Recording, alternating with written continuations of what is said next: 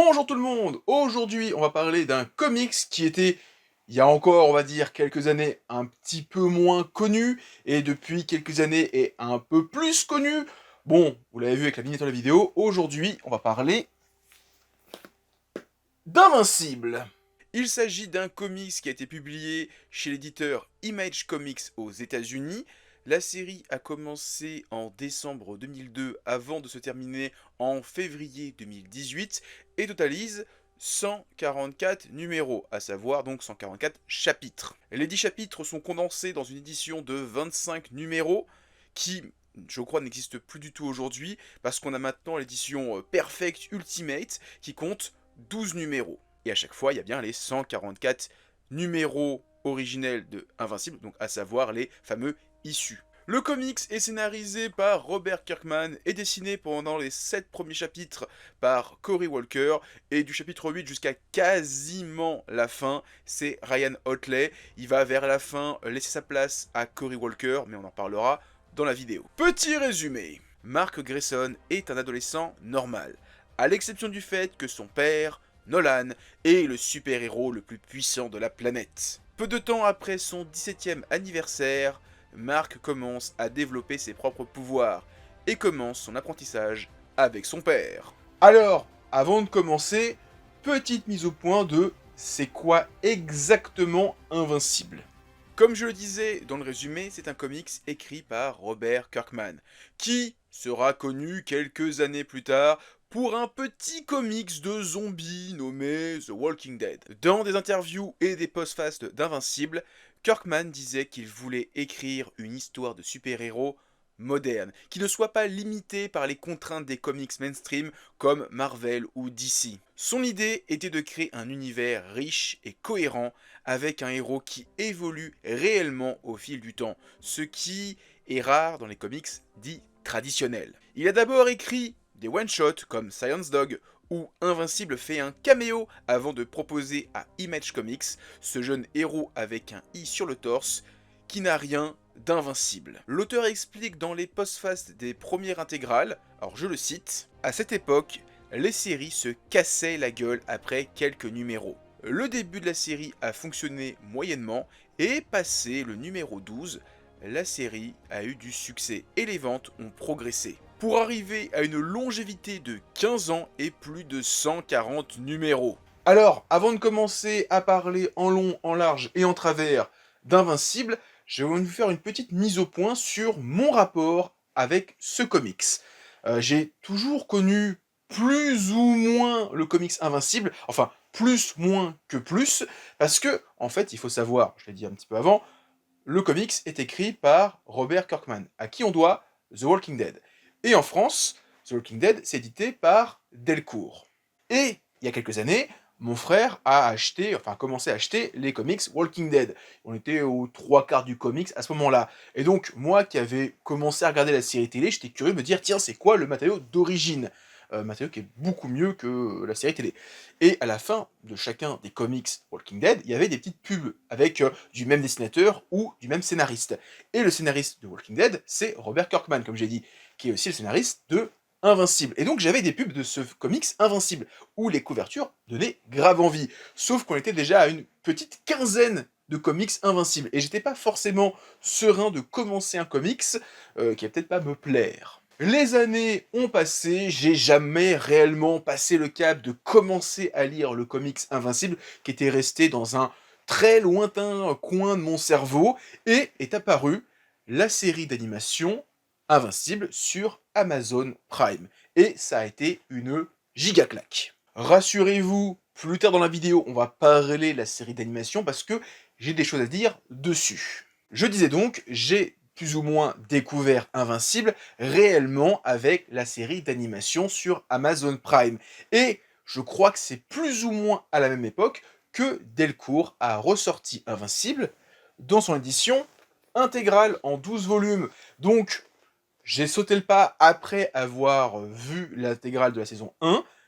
J'ai acheté les 2 premières intégrales qui étaient sorties, voire peut-être même les 3 premiers, et ça a été un coup de foudre. J'avais envie de découvrir l'œuvre d'origine, le matériau d'origine, mais surtout, sachant qu'on allait avoir un rythme de 1 tome tous les 3-4 mois, je savais que le temps que la saison 2 arrive, on serait bien plus avancé que l'animé, et donc c'était aussi l'occasion pour moi de prendre de l'avance et de découvrir la suite des aventures de Mark en comics. Donc voilà, hein, pour moi, lire le comics après avoir adoré la saison 1 de l'animé m'apparaît comme une évidence, comme il y a des fois des films d'ici ou des films Marvel où je kiffe tellement le personnage, tellement le groupe de personnages que j'ai envie de découvrir un run très très bien lié à ce personnage. Typiquement le dernier film Thor, j'ai dévoré le double intégral de Thor, Dieu du tonnerre et déesse du tonnerre, qui est donc le matériau d'origine qui a servi au quatrième film Thor, donc Love and Thunder, et qui est génial. Bon, c'est 1500 pages à se taper, mais c'est 1500 pages de pur kiff. C'est pour ça que j'aime bien Watchmen, parce que c'était à une époque sa propre histoire, ou encore The Boys ou la Ligue des Gentlemen Extraordinaires. Car même si chacune de ces séries explore d'une certaine manière l'univers super-héroïque, ils sont dans un format relativement court qui ne nécessite pas d'avoir la connaissance de X séries parallèles. Dans le même cas, j'apprécie, le peu que j'ai lu, l'univers Hellboy. Et de ce qu'on m'a expliqué, il y a une foulitude de séries connexes à lire pour mieux apprécier Hellboy, et c'est pour ça que, pour le moment, j'ai un petit peu mis en pause mes lectures de cette série. Comprenez-moi bien, j'apprécie des comics qu'il y a chez les deux grandes firmes, mais par moments, pour moi, c'est compliqué d'essayer de se lancer dans une série quand il faut avoir lu d'autres runs pour comprendre l'état d'esprit du personnage ou la situation géopolitique des personnages à ce moment-là dans l'immense continuité de DC et de Marvel. Continuité qui a aujourd'hui presque un siècle. Et du peu que je connais de Marvel et DC, il y a des personnages qui sont censés être quasiment les mêmes personnages depuis les années 50 ou 60. Invincible, encore une fois, ça reste sa propre continuité, son propre univers, qui fait sens en 25 volumes et aujourd'hui avec l'intégrale en 12. Même si ça aussi, ça peut être un petit peu à relativiser. Ça aussi, encore une fois, on en reparlera un peu plus tard, ne vous inquiétez pas. Et ce que j'aime bien avec Invincible, c'est aussi que c'est avant tout son propre run de super-héros. Qui, on va être sincère 10 secondes, est un immense hommage à ce qui a été conçu par les comics de super-héros pendant plusieurs décennies. Invincible est intéressant parce qu'il y a eu Superman, Captain America, Batman, Iron Man, Spider-Man, Wonder Woman, Green Lantern, etc., etc. Le père du super-héros est un hommage à peine déguisé à Superman, et dans le projet originel, il devait s'appeler Supraman. Mais les auteurs ont un petit peu senti le procès venir. Et donc, c'est ça que j'aime aussi avec Invincible. C'est qu'en 25 volumes, on a une histoire complète. Tu n'as pas besoin de t'embarrasser du multiverse de séries connexes. Je pense par exemple à l'event Civil War, chez Marvel. Qui alors, pour les fans de comics, vous savez de quoi je vais sûrement parler, mais en fait, dans cet event, il va arriver quelque chose à Spider-Man, quelque chose qui a des grosses conséquences sur le personnage. Et de ce que j'ai compris, une fois qu'on a terminé l'événement Civil War, eh ben, au mieux de continuer sur ce qui est arrivé de tragique à Spider-Man, on a dit « non, en fait, pouvoir magique, on annule tout ».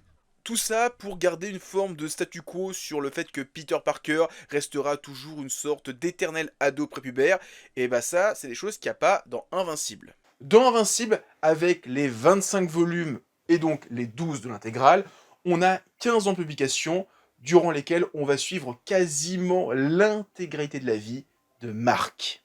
Au tout début, ça sera un jeune adolescent qui va découvrir ses pouvoirs liés à son père, qui est un extraterrestre de la planète Viltrum. On va le voir débuter dans plein de domaines. Tout d'abord, en tant que super-héros, affronter les petites menaces locales, des petits gangsters, des cambrioleurs, et, au fur et à mesure, monter en puissance et en menaces à affronter. Mais, en parallèle de tout ça, comme je disais, Mark, au début du comic, c'est un adolescent, donc on va le voir galérer dans sa vie de super-héros, mais aussi dans sa vie d'étudiant, d'abord lycéen, puis étudiant à l'université. Je parlais donc de ses premières fois en tant que super-héros, mais aussi ses premières fois dans tous les domaines, avec les filles, que ce soit les premiers rendez-vous, les premières disputes, les révélations d'identité secrète, et réussir à maintenir une relation à la fois super héroïque et sentimentale, ainsi que, forcément, sa première fois avec une fille. Et, tout doucement, la série avance, fait son petit bonhomme de chemin, et on a un Mark qui quitte l'adolescence pour le début de la vie active. Ses relations sentimentales deviennent plus sérieuses, on parle enfant, on parle fiançailles, voire mariage. On parle de trouver un appartement, de comment financer un appartement, donc de trouver un boulot, d'avoir un boulot qui puisse aussi matcher avec une situation de super-héros. C'est le genre de choses qui m'a fait kiffer le Spider-Man 2 de Sam Raimi. Le moment où on voit Peter Parker galérer entre ses petits boulots de pizzaiolo, trouver sa copine Mary Jane et être en même temps Spider-Man. Mark va ainsi continuer à avancer jusqu'à arriver à la fin. Et moi, personnellement, quand j'ai relu le comics en entier pour la première fois pour les besoins de cette vidéo, j'ai vraiment eu l'impression, en 12 volumes de l'intégrale, de voir la vie complète d'un héros. Pas forcément de sa petite enfance, mais au moins de ses premiers pas en tant que héros jusqu'à atteindre l'apogée de sa carrière. Et je me dis que les gamins qui ont commencé Invincible à 10-15 ans en 2003, ils devaient 15 ans plus tard avoir 25-30 ans, et donc être dans l'état d'esprit du Mark à la fin du comics. J'ai envie d'ouvrir une petite parenthèse qui sera pas si petite, parce que si on parle de Mark, qu'on parle d'Invincible, qu'on parle d'amour et de relations amoureuses, il faut qu'on parle d'Atomev. Je préviens tout de suite, on va un petit peu spoil. Donc ceux qui sont pas à jour avec la série d'animation, donc qui n'ont pas fini la saison 3 et qui sont peut-être arrivés à la moitié du comics, donc le volume 6 de l'intégrale, vous pouvez continuer. Ceux qui sont pas à jour avec ça, allez dans le chapitrage et avancez. J'aime énormément ce que les auteurs ont fait avec ce personnage. De d'abord la présenter comme une super héroïne qui est un peu le crush du héros, qui se dit « Oh, une fille comme moi qui a des super pouvoirs, on pourrait passer du temps ensemble !» et plus si affinité, sauf que Atomev était en couple. Donc on a un Mark qui va trouver une autre copine, une roue de secours si je puis dire, et ils vont faire leur vie chacun de leur côté avec les tensions qu'il y aura dans leur couple respectif. Et la force du destin a fait que au bout d'un moment, nos deux héros, qui avaient une attirance mutuelle, mais qui, par rapport au fait qu'ils étaient respectivement en couple, ne pouvaient pas se mettre ensemble, eh bien, il y a un moment où ils sont tous les deux célibataires, et ils ont commencé à se fréquenter. Et là, je vais faire un petit tacle sur les mangas que j'adore. Très souvent, et quand je dis très souvent, je dis très souvent, quand on a des œuvres dans les mangas destinés aux jeunes garçons, donc les mangas type shonen, on a toujours un petit moment, un petit passage avec un personnage qui devient le love interest du héros. Et souvent, ça se remarque que dans ces mangas shonen, les auteurs savent pas quoi en foutre. Et ça dure pendant des heures et des heures, des chapitres, des tomes entiers, où ça se tourne autour, avant d'avoir une conclusion un petit peu abrupte, et des fois décevante, où à la fin ils finissent en couple, et tu dis mais... tout ça pour ça? Dans Invincible, sans dire que c'est mieux, en vrai, c'est mieux. C'est peut-être aussi parce que c'est plus proche de nos canons sentimentaux, du fait que, on va dire, la culture américaine est peut-être plus proche de la nôtre en termes de relations humaines que la culture japonaise qui est peut-être un peu plus froide.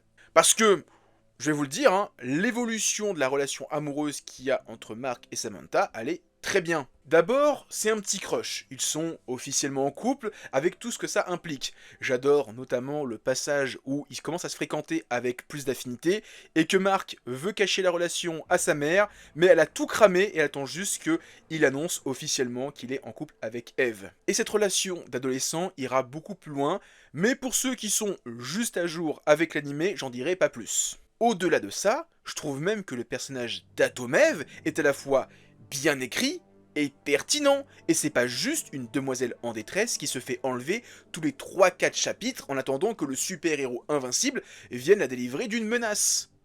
Parfois c'est même l'inverse qui se produit.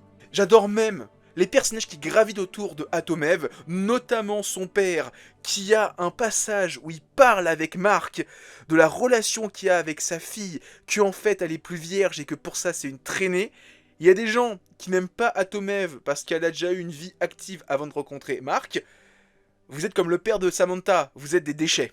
Et encore une fois, j'ai pas trop envie d'en dire trop. Pour ceux qui savent ce qui se passe post-saison 3 de l'animé, donc post-volume 6, il va y avoir beaucoup de choses autour du personnage de Eve et des événements à la fois heureux et pas forcément joyeux qui seront dans la saison 4 et suivante. Atomev, super personnage. Maintenant que j'ai dit tout ça, il faut parler du petit sel qui va avec le super-héros, le miroir de l'homme en cape et en collant, le méchant. Batman a le Joker, Superman a Lex Luthor, Spider-Man, j'ai arrêté de les compter. Mais qui Invincible a comme méchant? Est-ce qu'il y a un méchant qui s'appelle Vincible? Non, ça serait un peu trop facile. Comme je le disais plus tôt, pour moi, Invincible, c'est un condensé de tout ce qu'il y a eu de bien dans les comics de super-héros jusqu'à présent. Forcément, il faut jouer avec tout ce qui a été de bien, voire de mal, dans les comics de super-héros jusqu'à présent. Invincible va avoir ce que j'appelle différents arcs narratifs avec des méchants. Quand je dis ça, je dis que des méchants vont revenir de manière récurrente au fur et à mesure que la série va avancer. Kirkman explique dans une postface de l'édition intégrale qu'il fait ça pour lancer un tas de sous-intrigues, remplir la série de sacs de nœuds à défaire ou de pièces de puzzle à assembler. Par exemple, il y a Titan introduit comme un simple criminel au pouvoir de pierre, il va devenir le chef de la mafia de New York et représenter une menace plus terre à terre que des aliens ou des voyageurs extra-dimensionnels. On a Sinclair, un étudiant un petit peu foufou, qui voulait transformer des cadavres puis des étudiants en machines de combat, qui va avoir un petit arc au début où régulièrement Invincible va affronter ces robots jusqu'à découvrir qui est le créateur des dits robots. On a tout ce qui touche au calmar des êtres venus de Mars, qu'Invincible va croiser lors de son premier voyage sur la planète rouge, qui sont pour moi une forme de référence à Starro, qui encore une fois, est une menace qui va apparaître régulièrement dans la série, avec parfois une page dans un chapitre pour dire « Coucou, je suis encore en vie, je reviens bientôt !» Il y a le cas d'Angstrom Levy, qui lors de ma relecture m'a surpris à quel point il apparaissait très tôt dans le comics, encore une fois sous la forme de quelques pages, avant de devenir une menace qui va revenir 2-3 fois dans le comics avec ses délires de multiverse, le personnage étant une forme de Kang le Conquérant dans l'univers d'Invincible. Et en parlant de multiverse, il y a aussi le cas des Flaxiens, une espèce qui vient d'une autre dimension, dont le temps n'a pas la même relation au temps dans notre monde que le leur. Dit comme ça a l'air compliqué, mais en fait c'est super con. Et je vais sûrement oublier d'autres méchants plus ou moins importants qui vont revenir régulièrement ponctuer les aventures d'Invincible. Car le gros de l'histoire, j'y viens, c'est tout ce qui concerne les Viltrumites, l'espèce alien dont vient le père du héros. Là on va commencer à rentrer dans une zone un peu plus spoiler, donc si vous n'avez pas vu la saison 1 de l'animé, ou même lu le premier intégral, attention à vous. Quelque temps après que Mark ait appris qu'il avait des pouvoirs, on va découvrir que son père, Omni-Man, l'équivalent d'une forme de Superman dans ce monde pour le look, mais en réalité qui tient beaucoup plus d'un Homelander dans The Boys, est en réalité non pas un super-héros mais un gros connard. Il nous a vendu son espèce comme étant un peuple fait d'amour et de liberté et voulant élever les autres espèces de l'univers à leur hauteur. Alors qu'en réalité, ils tiennent plus des Saiyans dans Dragon Ball, ce sont des conquérants fascistes qui veulent étendre leur empire. Alors, on va spoiler encore plus fort, car au fur et à mesure que la série va avancer, on va en apprendre de plus en plus sur ce peuple, ses origines et son état actuel.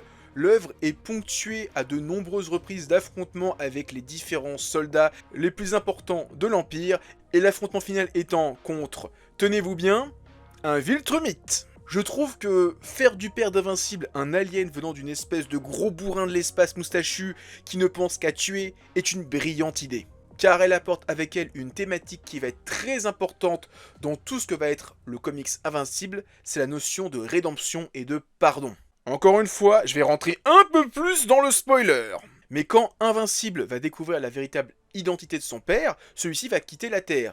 Et quand on va le revoir, ce sera un homme complètement différent, qui a compris de ses erreurs, qui s'est rendu compte qu'en étant sur Terre, il a découvert un autre mode de vie, qu'il a complètement changé, et il ne veut plus être un guerrier sanguinaire. Il veut vivre une vie tranquille, et forniquer le plus possible. Ça, ce sont les bases des choses qui vont revenir très souvent dans la série.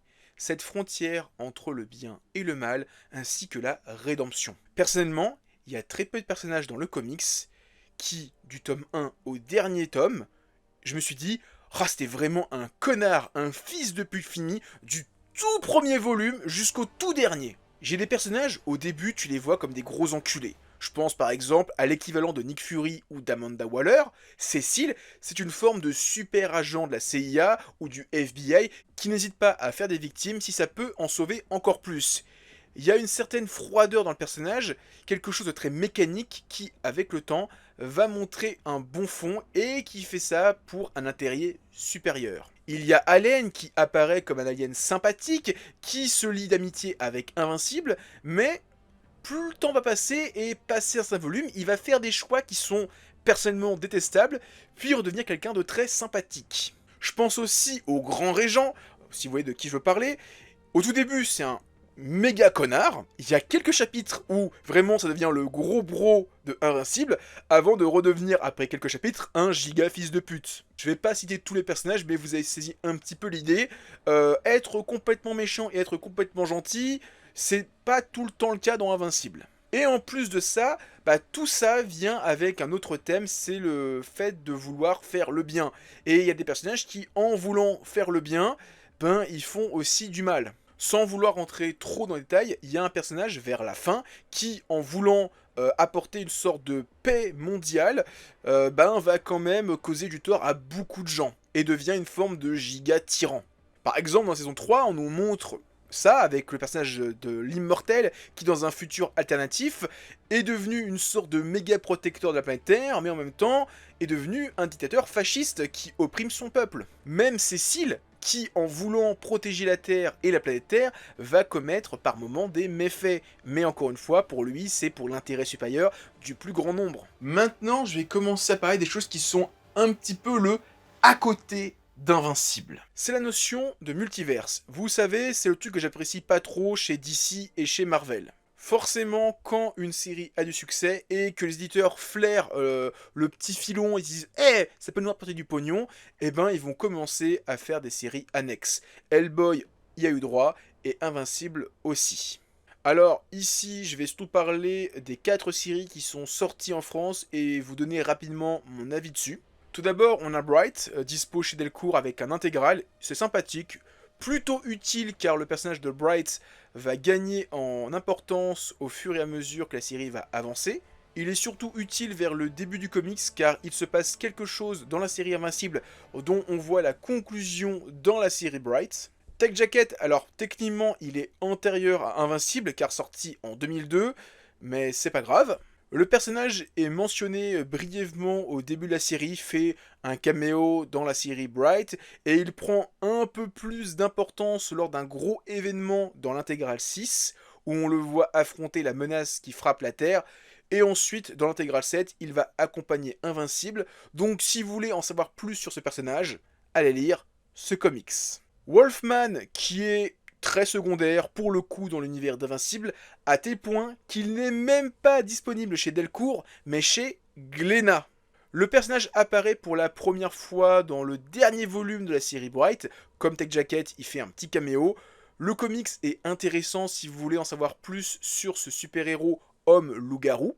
De plus, la série exploite un peu l'univers paranormal d'Invincible qui est pas du tout exploité dans le comics, et il y a un caméo du personnage de Damian Darkblood, le détective démoniaque dont on reparlera un peu plus tard dans la vidéo. Enfin, il y a la série Les Gardiens du Globe qui pour moi est relativement importante, au moins sur sa première intégrale, car on nous montre ce qui se passe sur Terre lorsque dans l'intégrale 7 d'Invincible, le personnage principal va quitter la Terre pour une menace spatiale. Là, on va nous dire, pendant ce temps, il s'est passé ça sur Terre. Voilà pour ce qui est arrivé chez nous. Alors, si je dis pas de bêtises, il existe encore d'autres séries qui, à ma connaissance, ne sont pas arrivées en France. Et dans tout ça, c'est un peu compliqué parce qu'il y a des personnages qu'on voit dans Invincible, mais qui ne font pas partie de son univers, mais plutôt des personnages de l'éditeur Image Comics, qui font plus office de caméo que de réel univers partagé. Donc si vous demandez pourquoi il y a Spawn dans un chapitre, ou Witchblade, c'est qui le mec avec une crête qui a le nom de Savage Dragon, ou encore le démon qui vient de The Pact, je n'ai pas lu ces comics, je ne peux pas vous dire si c'est bien ou non.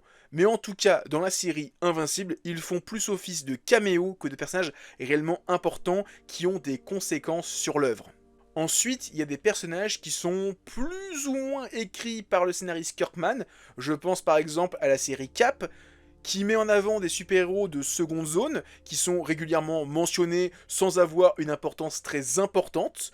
Ou encore le personnage de Super Patriote, qui a un petit peu le même boulot que les héros qu'il y a dans Image Comics, juste office de caméo. Enfin, la seule série que j'aimerais bien voir arriver un jour en France, c'est Invincible présente Atomev, suivi d'Invincible présente Atomev et Rexplode, qui revient sur les origines des deux personnages mentionnés, et qui sont des événements qui sont antérieurs à la série Invincible. Maintenant que j'ai tout ça, je vais vous donner, à mon humble avis, un petit ordre de lecture pour suivre de manière chronologique et assez sympathique sans se prendre trop la tête les comics Invincibles et tout ce qu'il y a à côté. Alors ça sera surtout les comics disponibles en France, donc s'il y a quelques comics qui sont sortis depuis aux États-Unis que je n'ai pas ma connaissance, et ben désolé, je les ai oubliés. Je me suis basé sur 3 choses. Tout d'abord, une image de la chronologie d'après la page Twitter Invincible FR, quelques forums américains et ma propre lecture. Vous lisez Invincible tranquillement, et au début de l'intégrale 2, soit avant, soit après le numéro 16, vous lisez l'intégrale du premier volume de Bright, car il y a un événement dans ce chapitre-là qui coïncide avec la fin du tome 1 de la série Bright. Ensuite, vous pouvez aussi lire, si vous avez la version américaine, les présentes Atomev et Rexplode pour avoir l'origin story des personnages qui seront déjà apparus dans le comics. Vous pouvez aussi lire la suite de Bright, donc le volume 2 et 3, car il n'y a pas forcément de corrélation avec le reste de l'histoire principale d'Invincible. Vous devez juste savoir une chose, c'est que le personnage de Wolfman et de Tech Jacket apparaissent dans le dernier volume de Bright. Et là, c'est au choix, soit vous voulez découvrir les personnages avant, soit après, dans leur série éponyme. Je vous conseillerais juste de lire Wolfman tome 1 avant le numéro 48 d'Invincible, qui est présent dans l'intégrale numéro 5, car c'est sa première apparition en caméo dans l'univers d'Invincible. Faites à peu près la même chose avec Tech Jacket, lisez en même temps la première moitié de l'intégrale qui est sortie récemment, qui correspond au tome 1 de la série en 4 volumes. Quand vous arrivez au numéro 57 d'Invincible, qui est présent dans l'intégrale numéro 5, il y a un crossover avec la série Wolfman, qui est un crossover aussi présent dans le tome 2 de la série. Vous trouverez 2 chapitres, il y en a un c'est en fait le numéro 57 d'Invincible, et l'autre ça sera le numéro X de Wolfman, et les deux sont présents dans les 2 séries. Et autant pour Invincible, c'est hyper anecdotique, autant pour Wolfman, ça a beaucoup de conséquences sur la suite de ses aventures. Et là, attention, dans la série Invincible, il va se passer quelque chose de très important dans le numéro 65, présent dans l'intégrale numéro 6. Et vous verrez dans le deuxième volume de Tech Jacket, soit la deuxième partie du premier intégral, et dans le volume 3 de Wolfman, les points de vue de ces personnages-là sur ce qui se passe dans le numéro 65 d'Invincible. Une fois que vous avez passé ça, vous pouvez lire la suite de Tech Jacket et de Wolfman quand vous voulez, mais je vous conseille tout de même de les lire avant le numéro 73, présent dans l'intégrale numéro 7. Car dans l'un, il y aura des caméos de Wolfman et vous serez peut-être un petit peu spoil sur la fin de la série. Et pour l'autre, Tech Jacket, vous aurez juste quelques clés de compréhension sur des phrases que va dire le personnage. On va enfin parler des Gardiens du Globe avec le tome 1 de l'intégrale. Vous le lisez après le numéro 73, car en fait, comme je disais plus tôt, Invincible va quitter la Terre, et vous suivrez tout ce qui se passe sur Terre pendant son absence. Ce qui peut être très vite perturbant parce qu'il va se passer beaucoup de choses sur Terre quand Invincible va revenir. Et il n'y aura pas forcément de piqûre de rappel dans la série Invincible. Vous allez voir, il y a un truc qui est très rigolo dans le tome 1 des Gardiens du Globe. Il y a des chapitres identiques avec Invincible, donc vous ne pourrez pas vous tromper à quel moment il faut commencer. Pour le deuxième volume de l'intégrale des Gardiens du Globe, vous le lisez dès le numéro 89, présent dans l'intégrale numéro 8. Personnellement, je trouve un peu plus anecdotique, ça donne juste quelques infos sur des personnages ultra secondaires, comme un super-héros français qui est un chien. Littéralement un chien. Sans commentaire. Voilà, c'est tout ce qui concernait le multiverse d'Invincible, en espérant ne pas avoir oublié une série. En ce qui concerne maintenant tout ce qui a un rapport avec le dessin. Une des choses que j'aime beaucoup avec les séries, et qui est souvent tournée en ridicule, c'est le choix du découpage très répétitif. Une des choses que j'aime beaucoup avec la série, non je vais pas la faire cette blague là. À plusieurs reprises, il y a des cases qui s'enchaînent, qui sont globalement un copier-coller.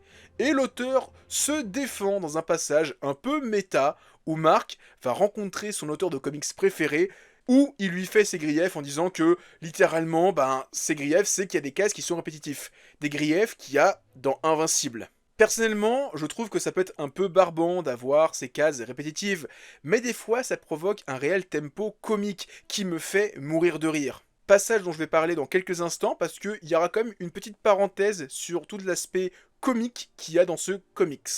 Car avant, il faut parler d'un truc qui est très présent dans le comics Invincible, c'est sa violence. Car dans Invincible, il y a plusieurs passages qui ont une réelle violence graphique, qui par moments est hyper récurrente, et par moments hyper jouissif. Je pense à un moment où Invincible pète un câble, contre un ennemi qui a commis l'irréparable, devant lui.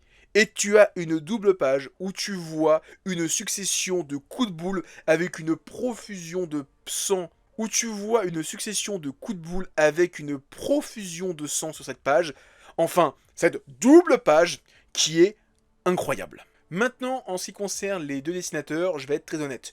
Les premiers volumes sont agréables à lire.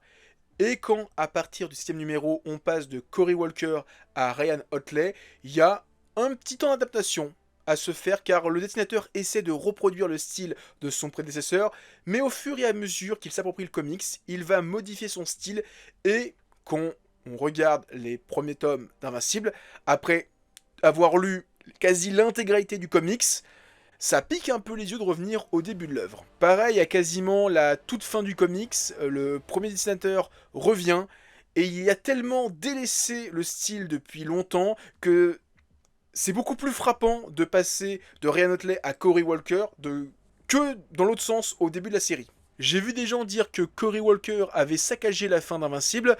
Je serais pas aussi extrême, mais je vois ce qu'ils veulent dire. Revenons maintenant sur ce que je disais il y a un instant, l'aspect humoristique et le fait que le comics a un véritable tempo comique qui me fait mourir de rire.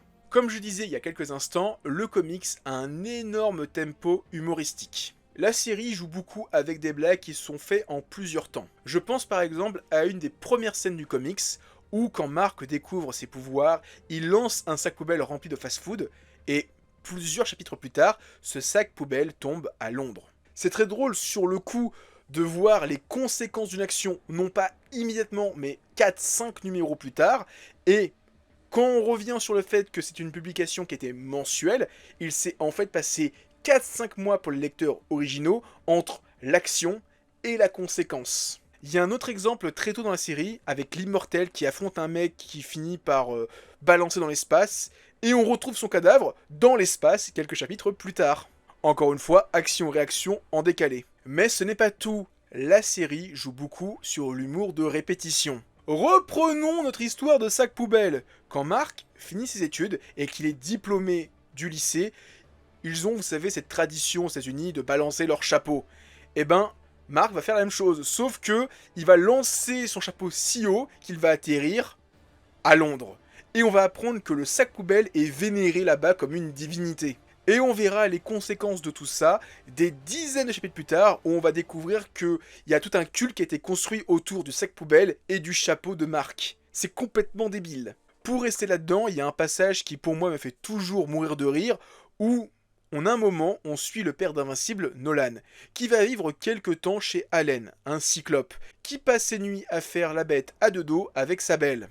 Et là, t'as une page entière où tu as la même image, où tu vois Nolan se boucher les oreilles, car ils font beaucoup trop grincer le lit. Plus tard, dans le comics, c'est Oliver qui va vivre chez eux, et qui va subir la même chose, s'en plaignant à son père Nolan, qui lui-même a connu ses déboires. Et quand son fils va venir vivre chez lui, il lui dit « T'inquiète pas mon fils, tu subiras pas la même chose ». Page suivante, on a le même découpage, avec cette fois Oliver qui se bouche les oreilles car son père est en train de faire grincer le plus possible le lit. C'est tout bête, mais moi ça me fait mourir de rire. J'en parlais un peu plus tôt dans la vidéo, revenez en arrière si vous avez oublié. On va maintenant parler de la série d'animation Invincible. À l'heure actuelle, on a 3 saisons qui adaptent plus ou moins les 6 premiers volumes de l'intégrale, donc soit la moitié du comics. La série, en mon sens, a bien compris tous les délires de la série, et notamment avec ces délires, vous savez, de dark narratif, avec des méchants qui vont revenir de manière régulière. Et ben, dans la saison 1, on avait un épisode centré sur Titan, un sur les calamars, un sur les poissons, un sur les Flaxiens, etc., etc. Au lieu d'avoir un chapitre, une page sur eux, on a tout condensé dans un seul épisode pour avoir vraiment un épisode, un arc narratif. Avec aussi des différences, parce que typiquement, dans le comics, tout le plot twist Auto-Nolan arrive relativement tard, genre le chapitre 5 ou 6, là où dans la série d'animation, c'est le climax de la fin du premier épisode. Dans la saison 2, si j'ai bonne mémoire, il y a un passage où Mark va faire la rencontre du réalisateur de sa série de comics préférée, comics qui a été adapté en série télé. Dans la saison 2, j'ai mémoire qu'il y a un passage où Mark va rencontrer le réalisateur de sa série d'animation préférée qui adapte son comics préféré, Science Dog. Et en fait, ce passage-là fait référence au passage où Mark se plaint du créateur de son comics préféré, où il parlait du fait que le découpage était identique. Et ben là, Mark va faire les mêmes reproches qu'il y a dans la série d'animation sur l'animation qui est un petit peu faible, le fait que des fois les personnages parlent hors champ pour économiser du temps de mouvement. Et ben il y aura ça à ce moment-là qui sera montré à l'image et c'est génial. En ce qui concerne tout le multiverse d'Invincible, pour le moment, l'animé ne joue pas trop avec ça. Ils ont juste adapté le Invincible présente Atomev dans un petit OAV d'1 heure qui raconte les origines d'Atomev. Et donc, dans la série d'animation, pour le moment, on n'a pas encore vu Bright, Tech Jacket ou Wolfman, mais il faut dire qu'à ce moment-là du comics, ils sont pas hyper présents. Je crois que Bright est tout juste apparu réellement dans les comics à ce moment-là, et donc on le voit dans le décor dans la série d'animation, mais peut-être qu'on aura des épisodes spéciaux Origin Story sur eux, mais globalement, Wolfman et Tech Jacket sont pas hyper importants à ce moment-là du comics.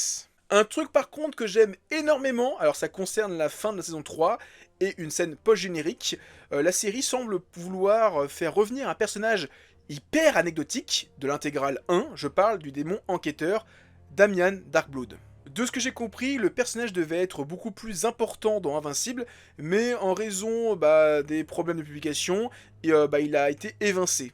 Et donc là, la saison 3 annonce le fait qu'il va peut-être revenir, et peut-être qu'on va explorer tout l'univers paranormal et démoniaque d'Invincible, qui serait donc totalement inédit par rapport aux comics, ce qui fait que la série d'animation devient un petit peu complémentaire, elle rapporte des choses en plus qu'il n'y avait pas forcément dans le comics d'origine. Pareil, j'ai vu des interviews de Kirkman qui disait que, comme il est au scénario de la série d'animation, il corrige un petit peu certaines choses par rapport à ses personnages du début où il était un petit peu jeune, un petit peu débutant. Et par exemple, on a des personnages qui changent complètement, qui changent de sexualité, qui deviennent homosexuels ou lesbiennes, des personnages qui changent d'ethnie. Il y a par exemple la copine de Mark qui était une blonde un peu casse-couille qui devient une femme black un peu plus classe. Ce qui fait que même en ayant vu la série d'animation, il y a un réel intérêt à lire le comics, et inversement, si on a lu que le comics, la série d'animation aura des singularités qui vont devenir encore plus croissantes avec la saison 4. En conclusion, on va revenir sur ce que je mettais sur ma miniature. Est-ce que Invincible, c'est le meilleur comics de tous les temps? J'ai envie de dire, ça dépend. Voilà, j'ai fait une réponse de Suisse. Fin de la vidéo. Bon, trêve de blague, on va pas faire une réponse de Suisse, mais est-ce que Invincible c'est un bon comics? Pour moi, oui. Je pense que pour une bonne partie des gens, oui aussi, parce que tu fais pas 25 volumes si c'était pas bon. Tu fais pas 15 ans de publication aux États-Unis si c'était pas bon. Tu fais pas une adaptation en animé si c'était pas bon. Donc, rien que pour ça, oui, je pense que Invincible, c'est un bon comics. Maintenant, est-ce que c'est le meilleur comics? Alors, pour moi, encore une fois, en termes de comics de super-héros, oui. Parce que, en fait, dans Invincible, il y a tout ce que je recherche dans un comics. Moi, personnellement, je le disais plus tôt dans la vidéo, j'aime pas le fait de devoir commencer un comics en me disant il y a des devoirs à faire, faut avoir suivi tout le run de machin pour comprendre l'état d'esprit de tel personnage, ou savoir que au moment où on a écrit cette histoire-là, il y avait un méga event dans l'univers pour tout comprendre. ça m'intéresse pas. Voilà, j'ai pas envie d'avoir à suivre une continuité. Alors ça m'empêche pas de des fois lire des comics qui sont un méga run, qui est un peu une sorte de on revisite le personnage ou un truc à côté, typiquement Old Man Logan, World War Hulk, j'ai kiffé. Alors que World War Hulk, il y a quand même toute une histoire par rapport à Hulk, mais ça reste quand même une petite histoire sur le personnage qui est sympatoche. Pareil, j'en parlais plus tôt, le run de Thor qui a inspiré Love and Thunder, c'est kiffant. Alors que pourtant, il y a un petit truc à savoir avant, mais c'était pas hyper gênant. Mais il y a d'autres comics où, ben, des fois on dit, ça se passe durant l'event de Civil War ou l'event machin truc. Bah, non, j'ai pas envie de me lire tous les trucs à côté pour comprendre, ne serait-ce qu'un chapitre de ce comics. Ça me saoule. Et Invincible, eh ben, il n'y a pas trop ça. Il y a quelques comics annexes, mais c'est vraiment une broutille par rapport à ce qu'il y a chez DC ou chez Marvel. Et pour moi, Invincible, c'est une forme de synthèse de tout ce qu'il y a dans l'univers des super-héros. Je suis bien conscient que Invincible existe parce que avant, il y a eu Superman, avant il y a eu Batman, avant il y a eu la Justice League, qui ont inspiré Omni-Man, les Gardiens du Globe, et que c'est pareil chez Marvel avec les Avengers, etc. Il y a des équipes de super-héros et des passages de super-héros qui ont inspiré ce qu'on voit dans Invincible. Invincible, c'est même tous les stéréotypes, tous les trucs les plus clichés qu'il y a dans les super-héros, on les retrouve dedans. Et donc, je peux comprendre que quelqu'un qui est biberonné aux comics, comme moi je suis biberonné au manga, qui a autant de comics chez lui que moi j'ai de manga chez moi, bah, quand il lit Invincible, il se dit bah c'est du vu, du revu et du corrigé, et du déjà vu. C'est voilà, c'est un comic comme t'en as lu 50 000 avant.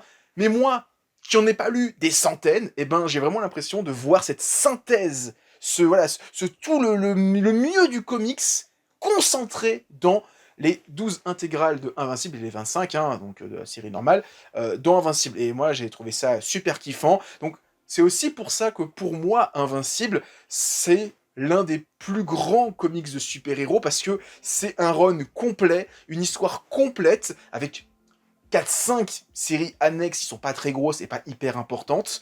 Voilà, Invincible, c'est ultra kiffant, moi je kiffe. J'ai relu pour la première fois les 12 volumes pour cette vidéo. Ça m'a fait l'effet d'un rouleau compresseur parce que j'ai vraiment eu l'impression de vivre toute la vie d'un personnage de sa fin d'adolescence jusqu'à ses 30-40 ans d'un coup, et je me suis dit waouh, j'ai vu la vie d'un super-héros, c'était trop bien, c'est kiffant.